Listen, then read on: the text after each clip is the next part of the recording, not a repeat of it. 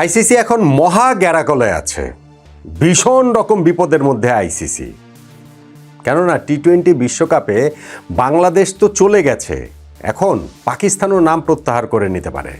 আর সেটা যদি হয় তাহলে আইসিসির মাথায় হাত, ভারতেরও মাথায় হাত।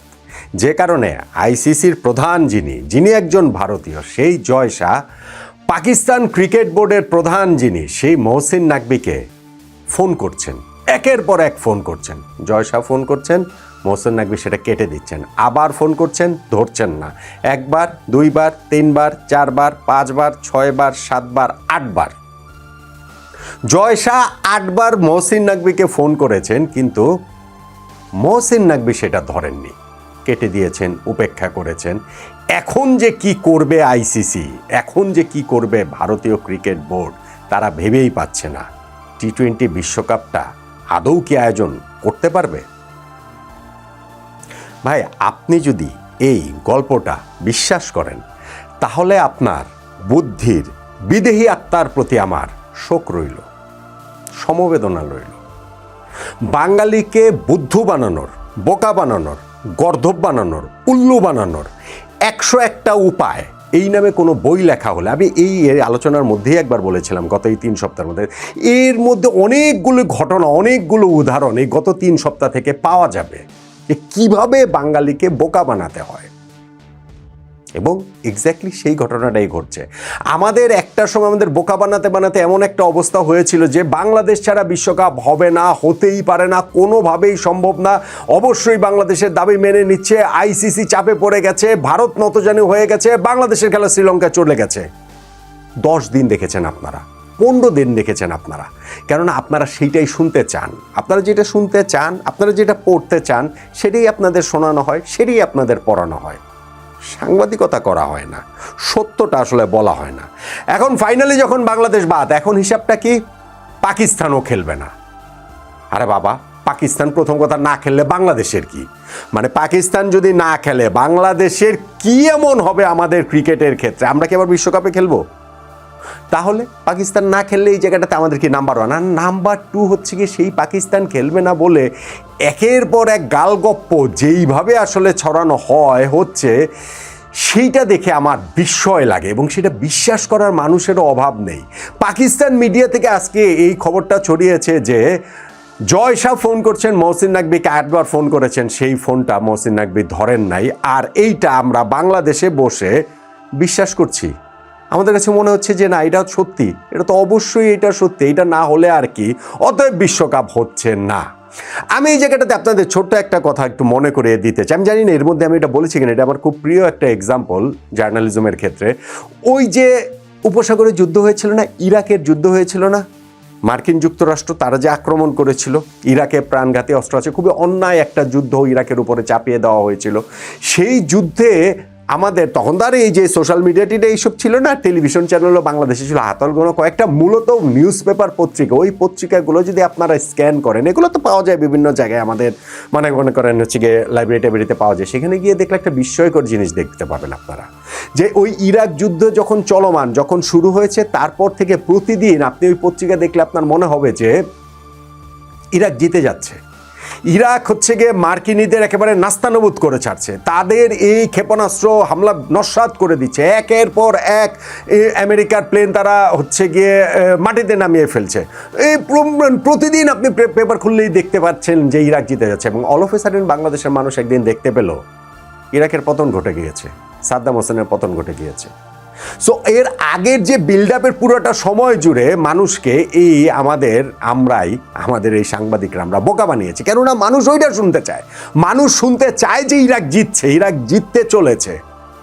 সেই সত্যটা আমরা তাই আড়াল করে ওইটাই আপনাদেরকে শুনিয়েছি। ঠিক এক্স্যাক্টলি সেই ঘটনাটা এইবারও ফিরে আবার এলো, যে টি-20 বিশ্বকাপে বাংলাদেশের দাবি মেনে নিচ্ছে আইসিসি, চাপে পড়ছে আইসিসি, বেকায়দায় আছে ভারত, এগুলো আপনারা শুনতে চান, সেটাই আপনারা শোনানো হচ্ছে। অল অফ এ সাডেন আমরা দেখতে পেলাম যে না, আমাদের বিশ্বকাপ খেলাটা হচ্ছে না।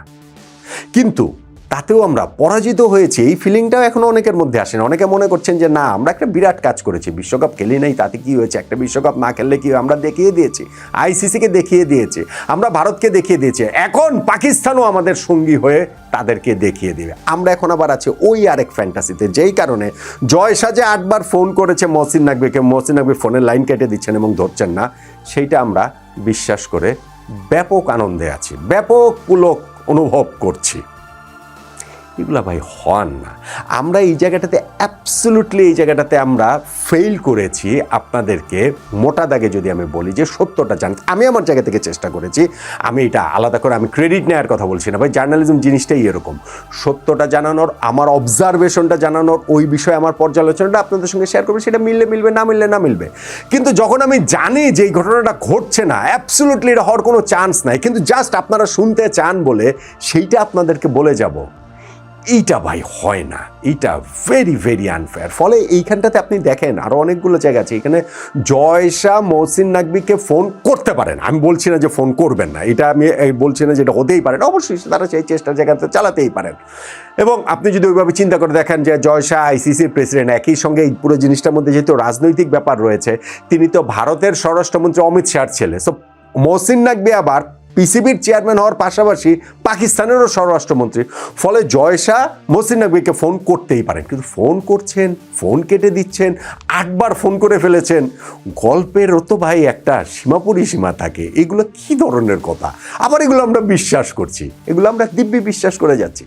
আমরা সেই জিনিসটাই বিশ্বাস করতে চাই। আমি তো এটা মোটা দাগের কথা বললাম যে এটা হচ্ছে কি আমাদের সংবাদটাকে আমরা যেভাবে ফ্রেমিং করি, আপনাদের কাছে যেভাবে পরিবেশন করি, সেই জায়গার আমাদের ব্যর্থতা। আবার ওই ফ্রেমিংয়ের আরেকটা জায়গা আপনি দেখেন, সারদা উগরা ভারতের একজন ক্রিকেট লিখে তার একটা ওই ইন্টারভিউ দিয়েছেন তিনি, সেইখানটাতে আইসিসিকে কাঠগড়ায় দাঁড় করেছেন, যেইটা আবার বাংলাদেশে আমাদের মাঝখানে ব্যাপক সাড়া ফেলেছে। উনি এখানে কি বলেছেন যে এটা বিসিসিআই মানে ভারতীয় ক্রিকেট বোর্ডের একগুইমের কারণেই বাংলাদেশ খেলতে পারছে না, T20 ওয়ার্ল্ড কাপ নিয়ে এই সংকটের জায়গাটা তৈরি হয়েছে, এবং সেইখানটাতে হচ্ছে গিয়ে আইসিসির অফিসটা বেসিক্যালি হচ্ছে গিয়ে ভারতীয় ক্রিকেট বোর্ডেরই দুবাই অফিস, এরকম নানানভাবে তিনি কাঠগড়ায় দাঁড় করেছেন, হুইচ ইজ রাইট। একেবারে তার কোনো কথার সাথে মোটামুটি আপনার দ্বিমত করার কোনো সুযোগ নাই, প্রত্যেকটা কথাই উনি ঠিক বলেছেন। এখন বাংলাদেশ তো এই কোনো কিছুকে বাংলাদেশের জন্য এগুলো নতুন, তাহলে আমরা কিসের সঙ্গে লড়েছিলাম? এইরকম একটা শক্তিশালী যেটা সিস্টেম, সেই সিস্টেমের বিপক্ষে লড়ে বাংলাদেশের আসলে আমরা কি আসলে লড়েছিলাম, নাকি আমরা ওইটা লড়াইয়ের অভিনয় করেছিলাম যেন আমরা পরাজিত হই, যেন আমরা বিশ্বকাপ খেলতে না পারি, যেন সেই জিনিসটাই আসলে নিশ্চিত হয়? আমার যেটা পয়েন্ট সেটা হচ্ছে, সারদার ওই কথাগুলো আমাদের মিডিয়া যেভাবে প্রচার পেয়েছে, হর্ষা ভোগলে তিনিও তো ভারতের খুবই জনপ্রিয় এবং অভিজ্ঞ একজন কমেন্টেটর, তিনি ক্রিকবাজে যেগুলো বলেছেন সেগুলো কি প্রকাশ মানে ওইভাবে প্রচার পেয়েছে, ওই মাত্রায় পেয়েছে? তিনি যেমন বলেছেন যে না, পাকিস্তান যতই চেঁচামেচি করুক ফাইনালি পাকিস্তান ওয়ার্ল্ড কাপ খেলবেই। পাকিস্তান এটা তো একটা কোনো মানে পাড়া মহল্লার ক্লাব ক্রিকেট না যে আমাদের ম্যানেজার আসে নাই, আমরা ওয়াকওভার দিয়ে দিলাম যে ঠিক আছে অন্যরা তোমরা খেলো, আমাদের এখানে পয়েন্টের দরকার নেই। না, পাকিস্তান খেলবে, পাকিস্তান সার্টেনলি খেলবে। হর্ষা ভোগলে এটা টাইম এন্ড এগেন বারবার বলছেন। ওই যে আপনি ক্রিকবাজে এখনো যান, একটা 2 মিনিটের একটা ক্লিপ আছে, সেইখানকার মধ্যে এইটা আপনি একটা দেখতে পাবেন ক্লিয়ারলি। আজিঙ্কা রাহানে যেমন ওইখানটাতে বলছেন যে এই পাকিস্তানের আসলে গাটসই নেই এই T20 ওয়ার্ল্ড কাপ থেকে নিজেদেরকে উইথড্র করে নেবার মতো। আমি চেরি পিকিং করছি না, মানে আমি কাউন্টার দিচ্ছি না এইটার, আমি জাস্ট বোঝানোর জন্য বলছি যে আমরা শুধুমাত্র আপনাদেরকে সেই সংবাদগুলোই পরিবেশন করি, এই ঘটনাটার পক্ষে বিপক্ষে 2 সাইডই রয়েছে, আমরা আপনাদেরকে সেইটাই পরিবেশন করি যেটা আপনারা শুনতে চান। আমরা বেশিরভাগ, আমি মিডিয়ার কথা বলছি। সো সেই ক্ষেত্রে তো আসলে প্রকৃত চিত্রটা আপনারা পাচ্ছেন না, আপনারা সেই কারণে একটা বিভ্রান্তির মধ্যে থেকে যাচ্ছেন, এবং আপনাদেরকে সেই কারণেই বোকা বানানো হচ্ছে বলেই আমার কাছে মনে হয়। আপনি যদি সারদার কথাগুলোকে ধরেন তাহলে আপনার হর্ষা ভোগলের কথাও ধরতে হবে, এবং দুইজনের কথা ধরে আপনি আপনার মতো করে একটা অবজারভেশন আপনার তৈরি হবে, আপনি আপনার মতো করে ওইটা অ্যানালাইসিস করবেন, অ্যানালাইসিস করে আপনি আপনার মতো একটা সিদ্ধান্তে পৌঁছে যাবেন। কিন্তু আমি যদি শুধু আপনাকে ফিট করি, সারদার কথাগুলোই আমি আপনাকে ফিট করি, আমি শুধু পাকিস্তান মিডিয়ার কথাগুলোই আপনাকে ফিট করি যে জয় শাহ 8বার ফোন দিয়েছেন মহসিন নাকভিকে, তাহলে তো ভাই হলো না। জয় শাহ মহসিন নাকভিকে ফোন দিতেই পারেন, কিন্তু 8বার ফোন দিয়েছেন হতেই পারে না, এইটা হতেই পারে না, এইটা অ্যাবসার্ড। হার্ষা ভোগলে যেরকম বলছিলেন যে পাকিস্তানও এটাতে খেলবে, কেননা তারা যদি একবার বলে যে আমরা খেলবো না, তাহলে তাদেরকে যে কেউ বলবে না যে না না না খেলো, তোমরা খেলো, তোমরা না খেললে হচ্ছে গিয়ে মানে তোমাদেরকে অনুরোধ করে আর কি খেলানোর জায়গাটাতে আর কেউ থাকবে না, পাকিস্তান না খেলে পাকিস্তান ছাড়াই আসলে ওয়ার্ল্ড কাপ হবে। ফলে আপনি দেখেন যে পাকিস্তানের একই সঙ্গে আমরা দেখতে পাচ্ছি যে তারা এটা নিয়ে দর কষাকষি করছে, তারা বলছে যে না প্রাইম মিনিস্টার যখন তাদের দেশের পাকিস্তানে ফিরবেন তখন এই বিষয়ে সিদ্ধান্ত দিবেন। প্রাইম মিনিস্টার যখন ফিরেছেন তার সঙ্গে এই মহসিন নাকভি মিটিং করার পরে বলেছেন যে না আমরা শুক্রবার বা সোমবার আমরা ডিসিশন দিব। এর মধ্যে দিয়ে তারা আবার ওয়ার্ল্ড কাপের টিমও ঘোষণা করছেন, তারা ওয়ার্ল্ড কাপের জার্সিও আনভেল করে ফেলছেন, তারা আবার খবর এসেছে যে ওই যেইভাবে হচ্ছে কি যেই ফ্লাইটে তারা কলম্বো যাবেন সেই ফ্লাইটের টিকিটও আসলে তারা করে ফেলেছেন। কিন্তু ওইগুলো আপনাদেরকে বলা হচ্ছে না, ওগুলো আপনাদেরকে শুনতে, কারণ ওইটা শুনলে আপনি ওটা শুনতে চান না। আপনি শুনতে চান যে পাকিস্তান ওয়ার্ল্ড কাপ খেলছে না, বাংলাদেশের পক্ষ হয়ে বাংলাদেশের সাথে থেকে বাংলাদেশের সমর্থনে খেলছে না। ভাই, বাংলাদেশকে নিয়ে পাকিস্তানের এক ফোঁটা মাথা ব্যথা নাই। বাংলাদেশ এইখানে জাস্ট একটা দাবার গুটি ছাড়া আর কিছুই না, এবং সেইখানটাতে আমাদের কিস্তিমাত হয়ে গেছে, আমরা ওয়ার্ল্ড কাপ থেকে ছিটকে পড়ে গেছি। পাকিস্তান বাংলাদেশের পাশে থাকার জন্য তারা ওয়ার্ল্ড কাপ থেকে নিজেদের সরে দাঁড়াবে, এটা এটা এটা এটা এটা তুমি একটা অ্যাবসার্ড একটা ঘটনা।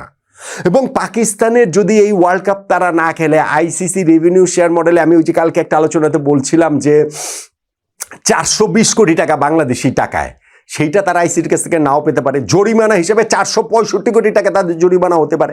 তাদের দেশে বাইলেটারাল সিরিজ আইসিসি বন্ধ করে দিতে পারে। কোনো দেশের সঙ্গে, তাদের দেশে না, দেশে দেশে বেড়ে কোনো দেশের সঙ্গে তারা ওই দ্বিপাক্ষীয় সিরিজ খেলতে পারবে না। 2028 সালে মেয়েদের ওয়ার্ল্ড কাপ হোস্ট করার পাকিস্তানের কথা রয়েছে, ওই রাইটস তারা কেড়ে নেবে। এশিয়া কাপ খেলার রাইটস কেড়ে নেবে। এই কয়েকদিন পরে যে পিএসএল আছে, পিএসএল এ এনওসি দেওয়া হবে না, কোনো বিদেশি ক্রিকেটার সেখানে খেলতে পারবে না। বাংলাদেশের পাশে দাঁড়ানোর জন্য পাকিস্তান এগুলা করবে, এত কিছু করবে, এবং সেইটা আবার আপনারা বিশ্বাস করছেন। এই জন্যই বলছিলাম ভাই, আমরা বোকা হওয়ার জন্য প্রস্তুত, আমরা নিজেরা বোকা হতে চাই। সেই কারণে আমাদেরকে বোকা গর্ধব মনে করে বাংলাদেশ ক্রিকেট বোর্ডও খাইয়ে দিতে চায় যে যেই দিন আমাদের ওয়ার্ল্ড কাপ খেলাটা নিশ্চিত হয়ে গেল যে আমরা খেলছি না, সেই দিন সাকিব আল হাসানের দেশে ফেরার গল্প, বাংলাদেশের জার্সিতে আবার খেলার গল্প তারা দিতে চায়। কেননা তারা মনে করে যে আসলে মিডিয়াও গর্দব, পাবলিকও গর্দব, এই গর্দবদের যা খুশি সেটা বলে খাইয়ে টাইয়ে রাখা যাবে, এইসব নিউজ খাওয়ানো যাবে, এবং তাদেরকে হচ্ছে গিয়ে ওইসব দিকে ভিজে রাখা যাবে, সত্য থেকে আসলে একটুখানি দূরেই রাখা যাবে। সো আপনি যদি এটা বিশ্বাস করেন যে মহসিন নাকভিকে 8বার ফোন দিয়েছে জয় শাহ এবং মহসিন নাকভি ফোন কেটে দিচ্ছে, ফোন ধরছে না, তাহলে ওই যে শুরুতে আমি বললাম না যে আপনার বুদ্ধির বিদেহী আত্মার, মানে বুদ্ধির বিদেহী আত্মার প্রতি আমার আসলে শোক এবং সমবেদনা রইল। এর চেয়ে বেশি কিছু আমি আসলে বলতে পারছি না। আমার আন্ডারস্ট্যান্ডিং এখনো খুবই ক্লিয়ার। আমি প্রথমত পাকিস্তান ওয়ার্ল্ড কাপ খেলুক বা না খেলুক তাতে বাংলাদেশের কিচ্ছু যায় আসে না, অ্যাবসলুটলি কিচ্ছু যায় আসে না। এখন পাকিস্তান ওয়ার্ল্ড কাপ না খেলে বাংলাদেশ আর পাকিস্তান ধরেন ওমানে ওই সিরিজ খেলা শুরু করলো, প্রতি মাসে একবার আমরা দেশের মাটিতে খেলাম, একবার পাকিস্তানে গিয়ে খেললাম, আমরা টেস্ট, ওয়ানডে, টি20 সব খেললাম। সারা বছরে ধরেন হচ্ছে কি আমরা 12 মাসে হচ্ছে গিয়ে 24টা টেস্ট খেললাম, 48টা ওয়ানডে খেললাম, ধরেন হচ্ছে গিয়ে 72টা টি20 খেললাম। বাংলাদেশ আর পাকিস্তান মিলে কি হবে? এটা ওয়ার্কআউট করবে? এভাবে ওয়ার্কআউট করে, নাম্বার 1। আর নাম্বার 2 হচ্ছে পাকিস্তান ভাই বাংলাদেশের পাশে থাকার জন্য বা যে কোনো কারণেই হোক, তারা হচ্ছে গিয়ে এখন জাস্ট একটু চেঁচামেচি করছে, তারা জিনিসটাকে একটু উস্কে রাখছে, তারা জিনিসটাকে ইস্যুটাকে অ্যালাইভ রাখছে। ফাইনালে গিয়ে পাকিস্তান অবশ্যই টি20 ওয়ার্ল্ড কাপ খেলবে, অবশ্যই তারা খেলবে। এমনকি টি20 ওয়ার্ল্ড কাপ খেলবো না এই ঘোষণাও যদি পাকিস্তান দেয়, তারপরেও তারা টি20 ওয়ার্ল্ড কাপ খেলবে। ভারতের বিপক্ষে ম্যাচ খেলবো না এই ঘোষণাও যদি দেয়, তারপরেও তারা ভারতের বিপক্ষে ম্যাচ খেলবে। কেননা বাংলাদেশের পাশে থাকার জন্য পাকিস্তান তাদের ক্রিকেটের এত বড় রিস্কের মধ্যে তাদের ক্রিকেটটাকে ফেলবে বলে আমার কাছে অ্যাবসলুটলি মনে হয় না। ঠিক যেমনভাবে জয় শাহ 8বার ফোন দিয়েছেন মহসিন নাকভিকে এবং নাকভি সেটা কেটে দিচ্ছেন আর ফোন পিক করছেন না, সেইটাও আমার কাছে অ্যাবসলুটলি একটা বুলশিট বলেই মনে হয়। এর চেয়ে বেশি কিছু না।